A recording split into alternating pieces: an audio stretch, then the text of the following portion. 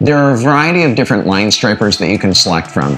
An entry-level unit is a low-cost unit that's very, very easy to use. It's got a smaller engine and pump, so it can't take the same use and abuse. But if you have 20 or 30 lines to stripe, definitely choose a single gun unit that has a detachable gun to be able to do any curbing and also any stencils that you may have.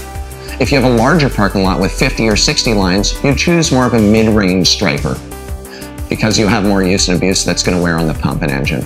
If you're a pro-level contractor or a massive property owner, you'd want to choose a very pro-level unit that might have a dual gun with glass beading dispensary on it. That unit will take a lot of use and abuse. They're designed for those larger jobs. So select the right striper for your line striping needs.